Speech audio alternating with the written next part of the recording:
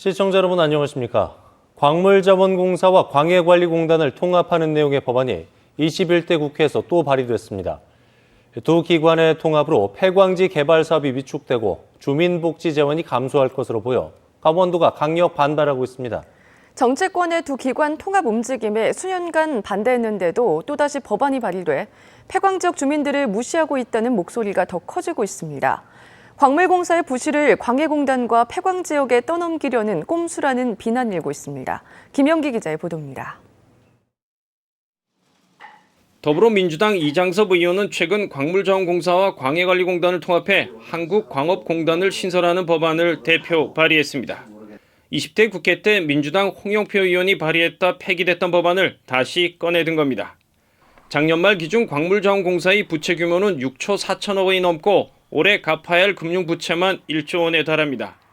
이런 부실 덩어리를 광해 복구와 폐광지 경제 회생을 위해 설립된 광해관리공단과 통합할 경우 동반 부실이 불을 뽀듯 뻔하다는 지적이 높습니다.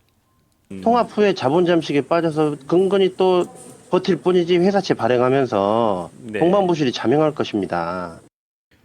이장섭 의원 측은 통합 이후 자본금을 3조 원으로 늘리고 회사채 발행을 통해 부채 문제를 해결할 수 있을 것이라고 말합니다. 하지만 도내 폐광 지역에선 멀쩡한 광해공단이 부실화되는 것은 물론 광해공단이 대주주인 강원랜드의 주가 하락까지 우려하고 있습니다. 이럴 경우 폐광기금 감소 등 폐광지 경제 전반에 악영향을 줄 수밖에 없다는 겁니다. 국회 산자위 통합당 간사인 이철규 의원은 통합에 대해 반대 의사를 분명히 했습니다. 우리 강원도민들의 이익을 빼앗아가는 것입니다.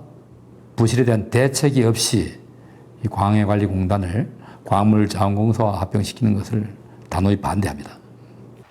이 의원은 지난 총선에서 광물공사와 광해공단의 통합 반대를 주요 공약으로 내걸기도 했습니다.